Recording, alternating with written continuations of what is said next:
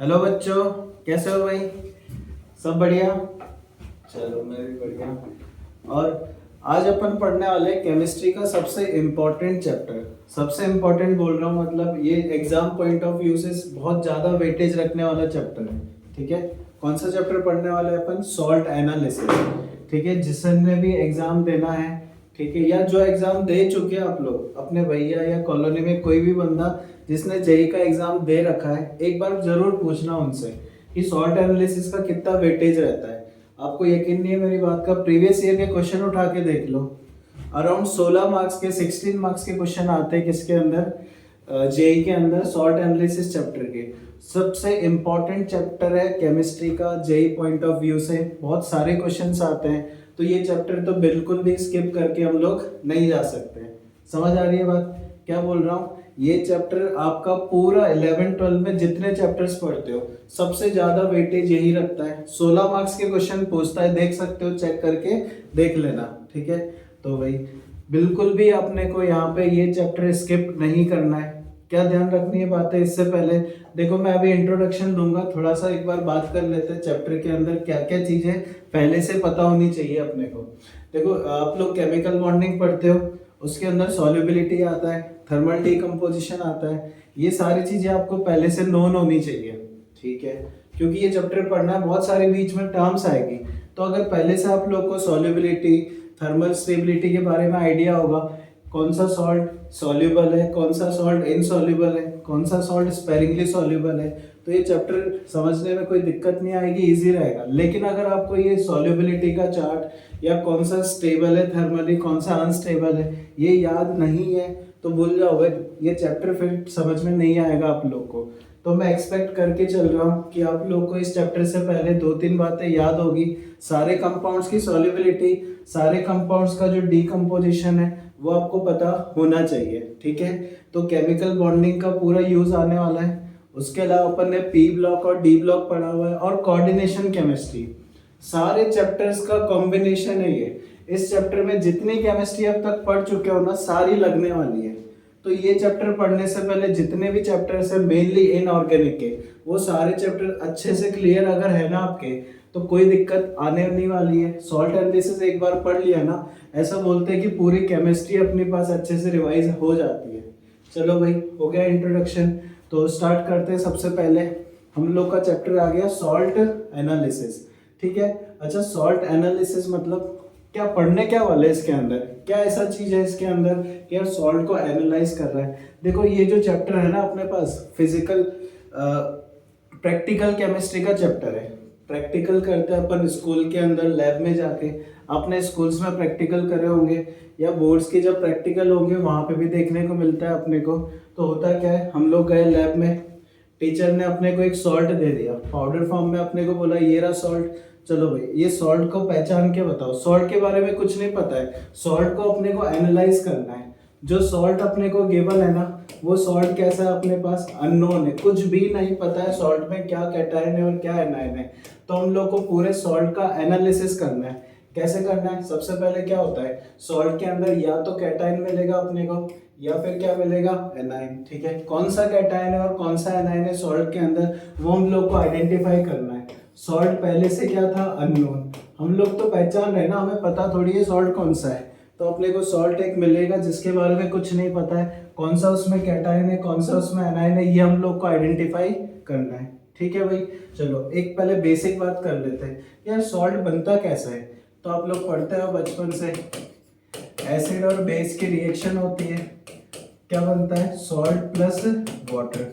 ठीक है, ये बात तो समझ में आ गई। एक एग्जांपल लेते हैं, तो अपने यहाँ सबसे पॉपुलर रिएक्शन एसिड बेस की क्या है? HCl प्लस NaOH, दोनों अगर रिएक्ट करेंगे तो क्या मिलेगा अपने को यहाँ पे? NaCl प्लस क्या मिलने वाला है? H2। क्लियर है भाई? चलो अच्छा, जो भी सॉल्ट होगा, कोई भी सॉल्ट हो, जैसे यहाँ पे NaCl बन रहा है, कोई भी सॉल्ट होगा उसमें हमेशा क्या प्रेजेंट होगा? एक तो कैटायन होता है, और क्या प्रेजेंट होता है उसके अंदर? एनायन। आ रही बात समझ में? ठीक है, लिखना बंद करो, जो बता रहा हूँ उसको ध्यान से सुनो। जब मैं लिखने के लिए बोलूँ तभी लिखना है, बाकी पेन रख दो, चुपचाप सुनते जाओ। कुछ भी चीज मिस हो गई तो आगे हो सकती है आपको आगे कुछ समझ नहीं आए, तो जब मैं बोलूँ तभी लिखना है, तब तक बोर्ड पे ध्यान दो अच्छे से। क्या बोल रहा था मैं? कोई भी सॉल्ट अपने को गिवन होगा तो उसके अंदर या तो कैटायन, एक तो कैटायन होगा और एक एनायन होगा, ठीक है, दोनों प्रेजेंट होंगे सॉल्ट के अंदर। अच्छा, ये जो कैटायन और एनायन है ना, इनका भी अपन नेमिंग कराते हैं इस चैप्टर के अंदर। क्या नेमिंग कर रखी है अपन ने? आप ये बताओ मुझे कि जो कैटायन प्रेजेंट होता है ना सॉल्ट में, वो आया कहाँ से? क्या पूछा मैंने? जो सॉल्ट में कैटायन है वो आया कहाँ से? बताओ भाई। जो सॉल्ट में कैटायन है वो आया कहाँ से? बेस से। इसलिए अपन कैटायन का एक नाम रख देते हैं, क्या? Basic radical. समझ में आ गई बात? एक और बार फिर ट्राई करो। जो सॉल्ट में एनायन है वो आया कहाँ से? सॉल्ट के अंदर एनायन कहाँ से आ रहा है? एसिड से। तो जो एनायन है उसको अपन क्या नाम दे देते हैं? Acidic radical. क्लियर है? एकदम बेसिक टर्म्स है ये, बार बार यूज करेंगे चैप्टर के अंदर। जो भी सॉल्ट होगा उसमें एक बेसिक रेडिकल होगा और एक क्या होगा? एसिडिक रेडिकल होगा। तो हम लोग को दोनों रेडिकल्स का आइडेंटिफिकेशन कराना है कि कौन सा कैटायन है या कौन सा एनायन है सॉल्ट के अंदर। अभी तो मैं जस्ट इंट्रोडक्शन दे रहा हूँ, बात समझ में आ गई? तो अभी तक ये पढ़ा, सॉल्ट के अंदर दो आयंस होते हैं, दोनों को आइडेंटिफाई करना है। चलो फिर एक क्वेश्चन आता है कि क्या दोनों आयंस को एक साथ आइडेंटिफाई करेंगे, या फिर पहले कैटायन का आइडेंटिफिकेशन होगा या फिर एनायन का आइडेंटिफिकेशन पहले होगा? तो यहाँ पे देखो, अपन जो थ्योरी में पढ़ते हैं हम लोग क्या बोलते हैं? हमेशा सबसे पहले किसका आइडेंटिफिकेशन कराते हैं अपन? हमेशा एनायंस का आइडेंटिफिकेशन पहले कराते हैं, उसके बाद नंबर आएगा किसका? उसके बाद नंबर आएगा अपने पास कैटायन का। समझ में आ रही है बात? क्या बोल रहा हूँ? एनायंस का आइडेंटिफिकेशन सबसे पहले होता है और कैटायन का आइडेंटिफिकेशन क्या होता है? बाद में होता है। ऐसा क्यों? इस पे भी क्वेश्चन पूछ सकता है, हर स्टेप के ऊपर आपसे क्वेश्चन पूछ सकता है, ठीक है, कि ऐसा क्यों करते हैं कि एनायन का पहले पता लगाते हैं, कैटायन का बाद में। तो देख, इसके पीछे रीजन क्या है? रीजन भी पूछ सकता है, क्वेश्चन एग्जाम में आ सकता है। तो देखो, कुछ अपने पास अब कुछ कैटायंस का जब अपन टेस्ट करते हैं ना, तो उनके टेस्ट के दौरान कुछ आयंस है जो इंटरफेयर करते हैं। मैं आयंस का नाम बता देता हूँ, कौन कौन से आयंस है। जैसे कि फ्लोराइड हो गया, अपने पास फॉस्फेट हो गया, फॉस्फेट के अलावा ऑक्सलेट आयन हो गया अपने पास, ठीक है। एक आयन होता है अपने पास बोरेट, बोरेट आयन मैंने लिया। उसके अलावा एक और आयन होता है आर्सेनेट। क्या बोला मैंने? वापस ध्यान से सुनना। अगर कैटायंस का आइडेंटिफिकेशन पहले कराते हैं तो इनके आइडेंटिफिकेशन के टाइम पे कुछ एनायंस ऐसे होते हैं जो इनके टेस्ट के दौरान इंटरफेयर करेंगे। जब इनका टेस्ट होगा तो ये भी इन्वॉल्व होंगे टेस्ट के अंदर, तो इनका जो टेस्ट अपन करा रहे हैं ना वो सही से परफॉर्म नहीं हो पाएगा। ऐसा कैसे? जब इनका टेस्ट कराते हैं, हम लोग बाद में पढ़ेंगे अच्छे से डिटेल में कि जो कैटायंस है उनको अपन ग्रुप वाइज डिवाइड करते हैं। तो जो कैटायन के अंदर अपन बोलते हैं थर्ड ग्रुप या उससे नीचे वाले जो कैटायंस है ना, उनका जब टेस्ट होता है तो उनके साथ ये वाले आयंस प्रेसिपिटेट फॉर्म कर सकते हैं। मतलब हम लोग टेस्ट तो इनका करा रहे हैं, लेकिन ये कैटायन के साथ एनायन अगर मिल जाते हैं तो वहाँ पे हो सकता है पीपीटी बन जाए, और जो टेस्ट अपन परफॉर्म करना चाह रहे रियल में वो हो ही नहीं। इसलिए अपन क्या बोलते हैं, कैटायंस का टेस्ट हमेशा बाद में करेंगे, क्योंकि एनायंस बीच में इंटरफेयर करेंगे तो टेस्ट ठीक से हो नहीं पाएगा। इसलिए किसका आइडेंटिफिकेशन पहले कराएंगे? एनायंस का। समझ में आ गई बात? एक बार मैं रिपीट कर देता हूँ वापस। सॉल्ट के अंदर हमेशा एनायन का एनालिसिस पहले होता है और कैटायन का एनालिसिस का होगा बाद में। सब चीजें मैं लिखाऊंगा सिस्टमैटिक, एक बार समझ लो, ओवरव्यू दे रहा हूँ, ठीक है। कैटायंस का पहले क्यों नहीं कराते? कैटायंस के जब आइडेंटिफिकेशन कराएंगे तो कुछ एनायंस है जो उनके टेस्ट में इंटरफेयर करेंगे, तो टेस्ट जो है ना वो परफॉर्म नहीं हो पाता है ठीक से, ठीक है। इसीलिए हम लोग एनायंस को प्रेफर करेंगे पहले। बात समझ में आ गई? तो क्योंकि मैंने बोल दिया कि एनायंस का पहले कराएंगे, तो एनायंस तो देखो केमिस्ट्री में बहुत सारे हैं, बहुत सारे एनायंस है केमिस्ट्री में। हर एक आयन जो अपने सिलेबस में सबका टेस्ट पढ़ेंगे अपन इंडिविजुअल।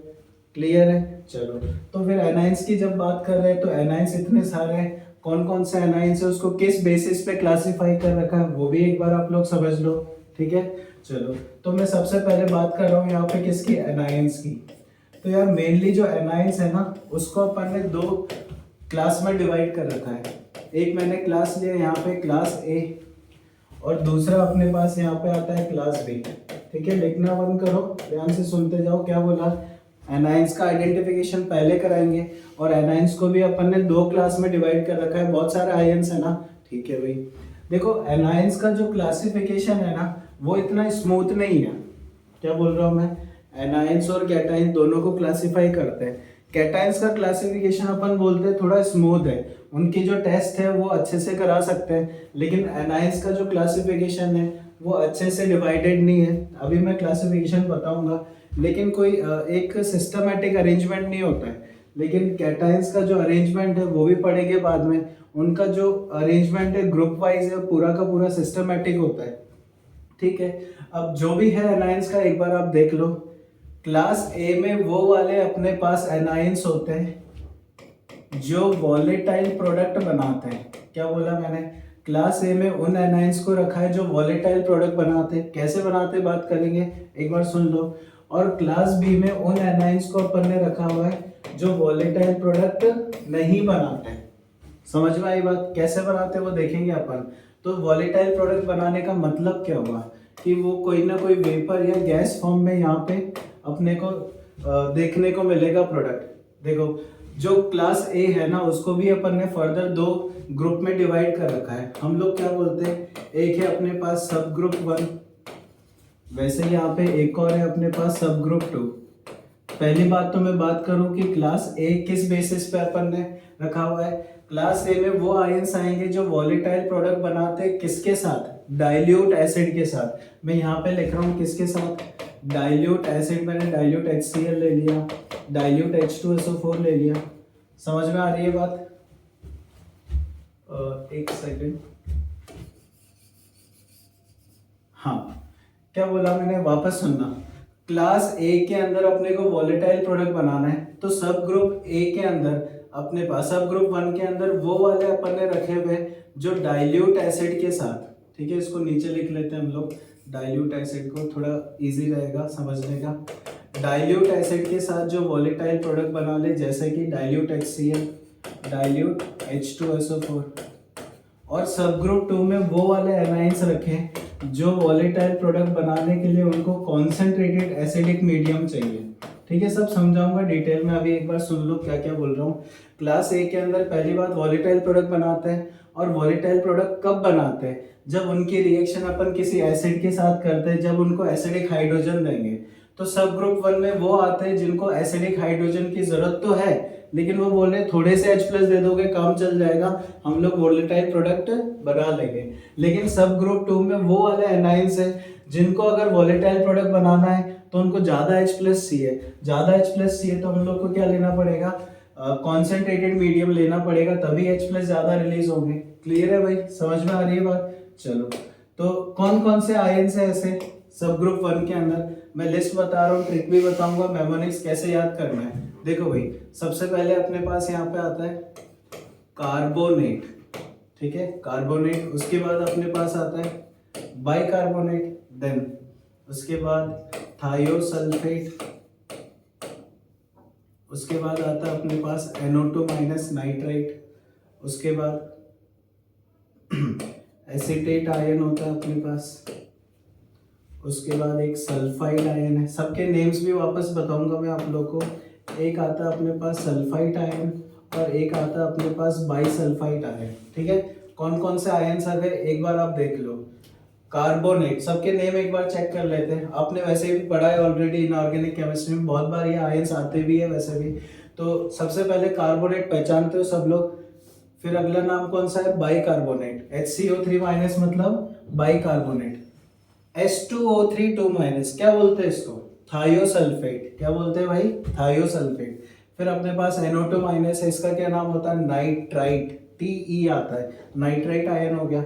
फिर अपने पास है एसीटेट आयन, समझ में आई बात। उसके बाद अपना नेक्स्ट आयन है सल्फाइड, जानते हो सल्फाइड हो गया। अच्छा, इसके बाद इसमें कंफ्यूज मत होना, ये होता है सल्फाइड, DE आता है, और अगला वाला है सल्फाइड, TE आता है लास्ट में। सल्फाइड और सल्फाइड हो गया, और लास्ट में बाइसल्फाइड। क्लियर है? चलो, अब इसको याद कैसे रखना है, मैंने कैसे याद रख रखा है, टोटल अपने पास 8 आयंस है, तो उसको याद रखने की ट्रिक है। देखो हम लोगों ने क्या करा, प्लान बनाया। हम लोगों ने बोला यार जब एग्जाम खत्म हो जाएगा, ठीक है, जब एग्जाम खत्म हो गया तो हम लोग घूमने चलेंगे।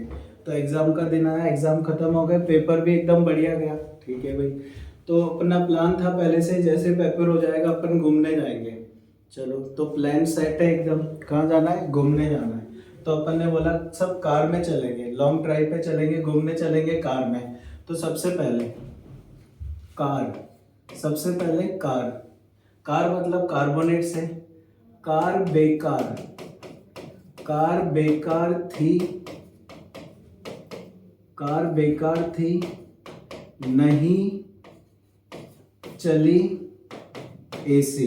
ध्यान से सुनना क्या बोल रहा हूँ, कार बेकार थी, नहीं चली एसी।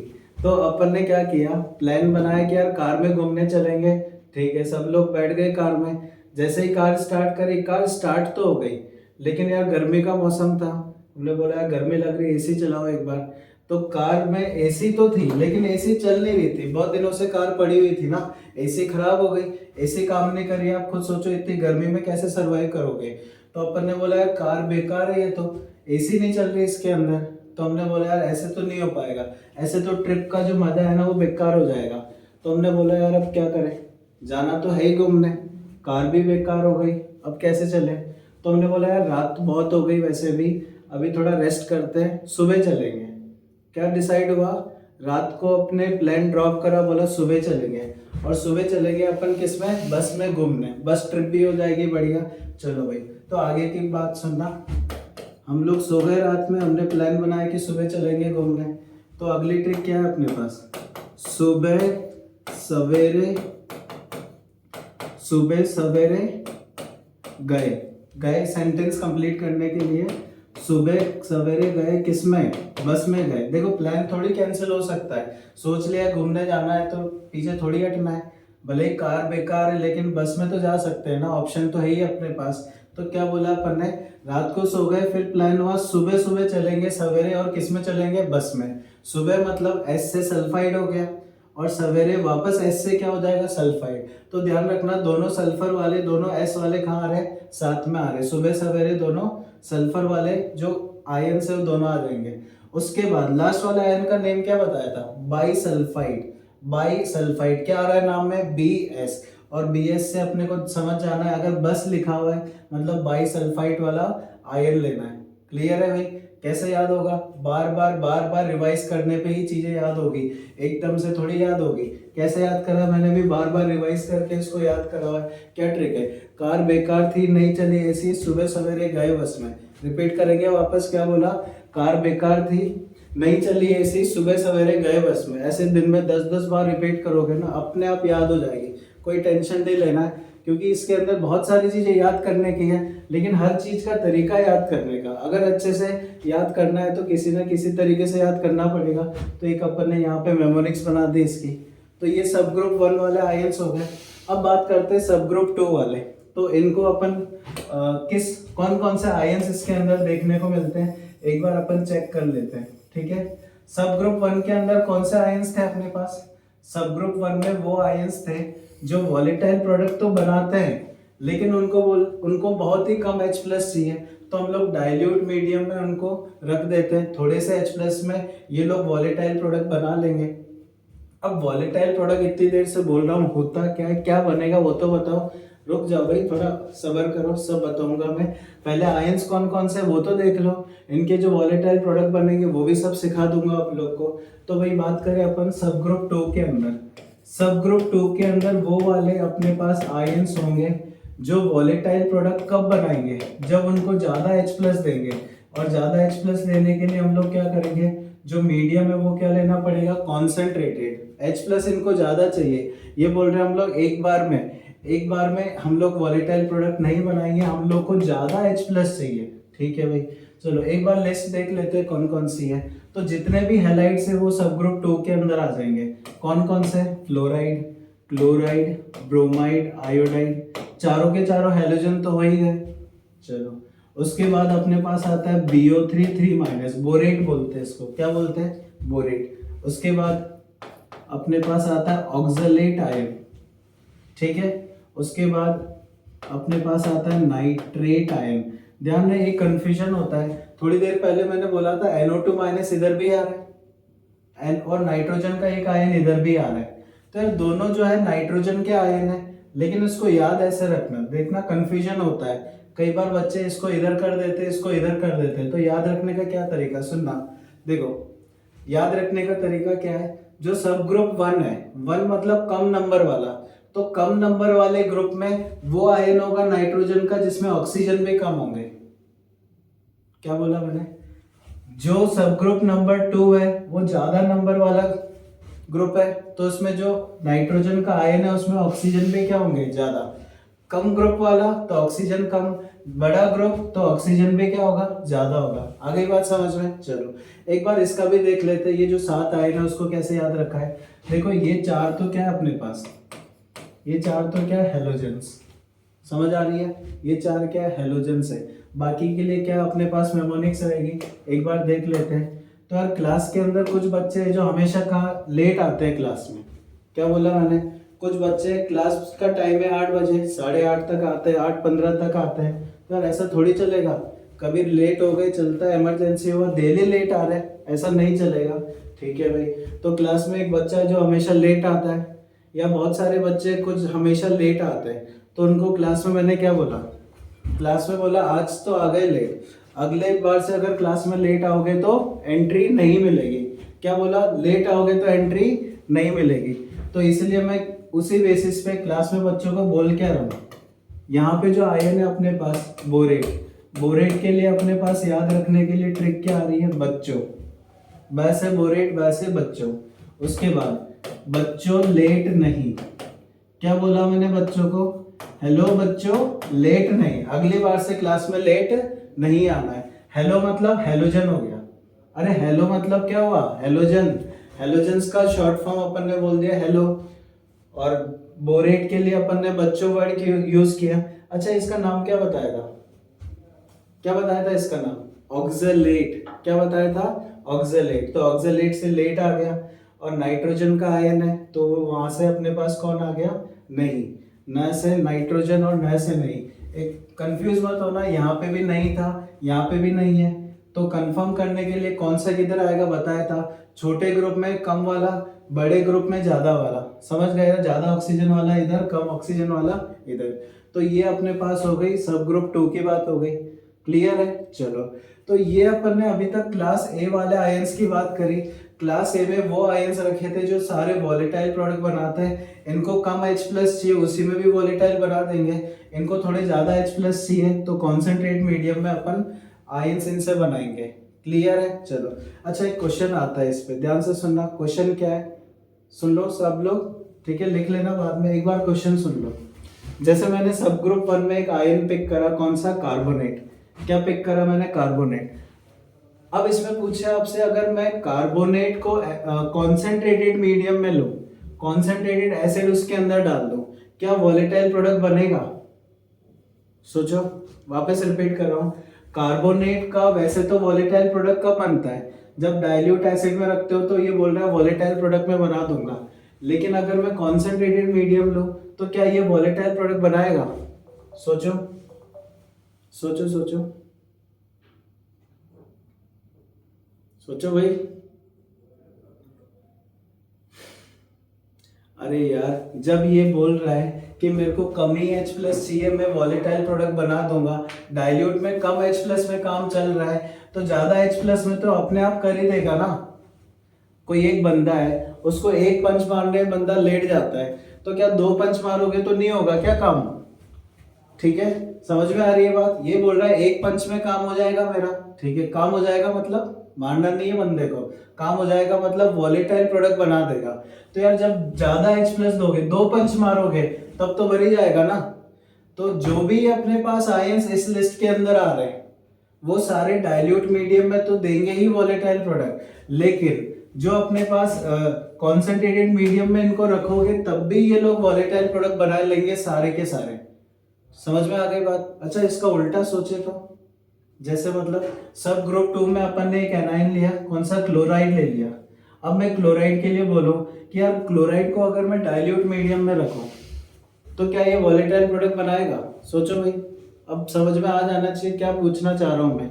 अगर क्लोराइड का वॉलेटाइल प्रोडक्ट बनाना है तो ये बोलता है कि मुझे ज्यादा H+ चाहिए, मतलब कॉन्सेंट्रेटेड मीडियम में ही लेना पड़ेगा ना।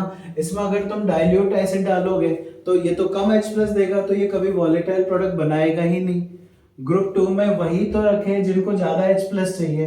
तो ग्रुप 2 वाले ग्रुप सब ग्रुप 2 वाले अगर अपन डाइल्यूट मीडियम में रखेंगे तो कोई भी वॉलेटाइल प्रोडक्ट नहीं बनाएगा।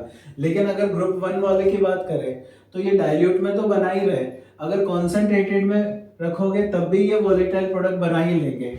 क्लियर है भाई, बात समझ में आ गई? कोई दिक्कत, कोई भी डाउट अभी तक पूछ लो, कोई दिक्कत नहीं। चलो बाकी अगर आयंस के नेम में दिक्कत हो कि इन आयंस का क्या क्या नेम है तो लिखा दूंगा, वैसे पढ़ते ही आए आप लोग, सबका नेम पता ही होता है, लेकिन किसी आयन का नेम नहीं पता है तो पूछ लेना, बता दूंगा आपको। समझ आ रही है बात? ये तो अपनी बात हो गई अभी तक क्लास ए वाले आयंस की। अगर मैं बात करूं क्लास बी वाले आयंस की, ठीक है, इधर आ जाओ। क्लास बी वाले जो आयंस है ना उसको कैसे क्लासिफाई कर रखा है, ठीक है, इनको भी क्लास ए की तरह दो सब ग्रुप में अपन ने डिवाइड कर रखा है। एक होता है सब ग्रुप 1, एक मैंने लिया सब ग्रुप 1 और एक दूसरा मैंने ले लिया सब ग्रुप 2। जैसे क्लास ए वालों को वॉलेटाइल प्रोडक्ट के बेसिस पे अलग रख दिया था, क्लास बी में कौन आते हैं जो वॉलेटाइल प्रोडक्ट नहीं बनाते। अच्छा, वॉलेटाइल प्रोडक्ट नहीं बनाते तो क्या फॉर्म करते होंगे ये, ठीक है भाई, तो सब ग्रुप 1 में वो आते हैं जो प्रेसिपिटेशन शो करते हैं, इनके लिए कौन सी रिएक्शन होती है, प्रेसिपिटेशन रिएक्शन। और सब ग्रुप 2 के अंदर अपने पास वो आते हैं जो रेडॉक्स शो करते हैं, जो रेडॉक्स रिएक्शंस दिखाते हैं। समझ में आ गई बात? पहले अपन ने ऊपर लिख चुके हैं ऑलरेडी कि ये लोग वॉलेटाइल प्रोडक्ट नहीं बनाते एसिड के साथ, तो उनको अपन ने अलग बेसिस पे क्लासिफाई कर रखा है। जो प्रेसिपिटेट रिएक्शंस हैं आइडेंटिफाई होते हैं उनको सब ग्रुप 1 में रख रखा है। कौन कौन से एक बार देख लो, यहाँ पे अपने पास आता है सल्फेट आयन, सल्फेट, उसके बाद फॉस्फेट आयन हो गया, उसके बाद अपने पास क्रोमेट आयन हो गया, और अपने पास फिर आर्सेनेट, आर्सेनाइट हो गया, एक तो छोटा आयन, और एक अपने पास है उसका बड़ा भाई आर्सेनेट। क्या बोला नाम इनका? आर्सेनाइट और क्या हो गया? आर्सेनेट। आर्सेनाइट और आर्सेनेट दोनों आ गए, ठीक है। कैसे याद रखना बताता हूँ। तो अपने पास सबसे पहले सल्फेट, सल्फेट को याद रखना है सलमान भाई से। क्या बोला मैंने? सलमान भाई से। तो सलमान भाई का मन करा फोन करने का, तो सलमान भाई ने क्या करा? फोन करा। सलमान ने फोन करा, किसको करा? सलमान ने फोन करा ऐश्वर्या को। क्या बोल रहा हूं मैं? सलमान ने फोन करा ऐश्वर्या को, और एक बार में ऐश्वर्या ने फोन नहीं उठाया तो सलमान भाई ने फोन करा 3-4 बार, क्योंकि एक बार में उठाया नहीं। वापस सुनना, सलमान ने फोन करा ऐश्वर्या को कितनी बार? 3-4 बार। अब ये 3-4 बार क्यों करा? उठाए नहीं एक बार तो 3-4 बार करना पड़ेगा। सुनना भाई, सलमान मतलब सल्फेट हो गया, फोन से कौन हो गया? फॉस्फेट। करा, करा मतलब अपने पास कौन हो जाएगा? क्रोमेट से, क्रोमेट हो गया करा। फिर एस, आर्सेनिक के दोनों आ गए, दोनों आर्सेनिक के, तो उसको ऐश्वर्या से रिप्रेजेंट कर दिया अपन ने। उसके बाद 3 और 4 मतलब इसमें 3 ऑक्सीजन है और इसमें 4 ऑक्सीजन है, तो ऐसे याद रखना 3-4 बार फोन करा मतलब 3 ऑक्सीजन इसमें और 4 ऑक्सीजन इसमें आ गए। क्लियर है भाई? कोई दिक्कत नहीं। चलो अब आते हैं अपन सब ग्रुप 2 के अंदर। इसमें 3 ही आयंस है अपने पास टोटल। एक तो परमैंगनेट होता है, एक अपने पास क्रोमेट होता है, एक होता है अपने पास डाइक्रोमेट। 3 ही आयंस है। वैसे भी रेडॉक्स में पढ़ते रहते हो, ये वाले आयंस तो अपने को याद ही रहते हैं, फिर भी एक बार अपन इसका मेमोनिक्स भी लिख लेते हैं। तो यार इसका क्या है मेमोनिक्स? इसके अंदर है अपने पास एक बच्चा है क्लास में, मनीष, मनीष नाम का बच्चा है, ठीक है भाई। तो यार वो बहुत टेंशन लेता है, बहुत चिंता करता है कि यार मेरे डाउट्स ही क्लियर नहीं हो रहे, एग्जाम में क्या करूंगा, एग्जाम का टाइम बहुत पास में आ रहा है, क्या करूं, डाउट्स इतने सारे हो गए, इतने पेंडिंग है, कब मेरा सिलेबस कंप्लीट होगा, कब एग्जाम दूंगा मैं फिर। तो उसने सोचा यार इतनी टेंशन है, कैसे अपने डाउट्स क्लियर होंगे, तो उसने सोचा अब से मैं डेली कहाँ जाऊंगा? डाउट काउंटर जाऊंगा, वहां जाके क्लियर करूंगा डाउट्स। कहाँ जाऊंगा? उसने डिसाइड करा कि मैं रोज डीसी पे जाऊंगा, डाउट काउंटर पे जाऊंगा, और वहां पे सारे डाउट्स मैं सर से क्लियर करूंगा, और सारे डाउट क्लियर करके ही मैं एग्जाम में बैठूंगा, ठीक है। तो मनीष भट्टे ने क्या करी? मनीष ने क्या करी? चिंता। मनीष को टेंशन हुई कि यार सारे डाउट्स मेरे क्लियर कब होंगे, तो उसने क्या करी? चिंता करी। और चिंता करी तो क्या करा उसने? डिसाइड करा कि अब मैं कहाँ जाऊंगा? सर से डाउट पूछूंगा, डीसी पे जाऊंगा। चिंता करी, डीसी गया, DC मतलब डाउट काउंटर पे गया। अब आते हैं, मनीष ने चिंता करी और डाउट काउंटर पे गया। DC गया मतलब डाउट काउंटर पे। याद कैसे रखना है, मनीष मन आ रहा है ना, तो वो किसको रिप्रेजेंट करा, मैंगनीज वाले आयन को, तो इसका नाम हो गया पर मैंगनेट। ठीक है, मन से मैंगनीज वाला आयन हो गया। फिर उसके बाद चिंता, चिंता में क्या आता है CH, और इसका जो नाम है क्रोमेट में भी कौन आता है CH। देखो क्रोमेट इधर भी आ रहा है, क्रोमेट इधर भी आ रहा है, दोनों टाइप की रिएक्शन शो करता है। क्रोमेट प्रेसिपिटेशन भी दिखाता है, क्रोमेट आयन रेडॉक्स भी दिखाता है, तो दोनों तरफ है। तो ध्यान रखेंगे, यहाँ पे अलग तरीके से ट्रिक में इन्वॉल्व किया था। यहाँ पे चिंता से याद रखना, चिंता मतलब क्रोमेट हो गया अपने पास। अच्छा, DC मतलब इसका नाम क्या होता है, बताओ भाई इसका क्या नाम होता है, डाइक्रोमेट। क्या नाम है इसका, डाइक्रोमेट, DC। तो DC मतलब डाइक्रोमेट हो गया। समझ में आ गई बात। अब ये सारी ट्रिक बार बार रिवाइज करोगे ना तभी याद होगी। समझ में आ रही है बात। तो अभी तक मैंने बस आपको इंट्रोडक्शन दिया एनाइंस कौन कौन से। अब इनको हर एक आयन को अपन पढ़ेंगे डिटेल के अंदर, सारे आयन को डिटेल में पढ़ने वाले, हर एक आयन का इंडिविजुअल टेस्ट होता है वो देखेंगे। ठीक है, समझ में आ गई। अच्छा, अब सबसे पहले बात करते हैं इसके बाद कि यार ये वॉलेटाइल प्रोडक्ट, इतनी देर से मैं बोल रहा हूँ कि वॉलेटाइल प्रोडक्ट बनाते हैं, तो यार कौन कौन से बनाते हैं वॉलेटाइल प्रोडक्ट, उस पर आ जाते हैं। कौन कौन से प्रोडक्ट्स इनके अंदर बनेंगे जो वॉलेटाइल होते हैं वो देख लेते हैं एक बार। इतना लिख लो पहले। कोई डाउट यहाँ तक, कोई भी डाउट है अभी तक तो पूछो। बाकी मैंने जो मेमोनिक्स बताई है, अगर इससे याद होती है तो अच्छी बात है। अगर आपको लगे कि नहीं मैं तो अपनी खुद की बताऊंगा, भाई खुद की बनाओ, कैसे भी याद करो, याद होनी चाहिए। क्या बोल रहा हूँ, याद होना इंपॉर्टेंट है, कैसे भी याद करो। तुमको लगे यार ये मुझे ये वाली अच्छी नहीं लग रही तो चेंज कर लो, खुद की बना लो। अगर इससे याद हो रही तो इससे याद कर लो, तुम्हारे ऊपर है, याद होना चाहिए। लिखा भाई, चलो अब एक बार फटाफट अपन बात कर लेते हैं कौन कौन से वॉलेटाइल प्रोडक्ट बनते हैं। एक एक करके जो लिस्ट में उनको पिक करते हैं। सबसे पहले अपने पास कौन आ रहा है, कार्बोनेट।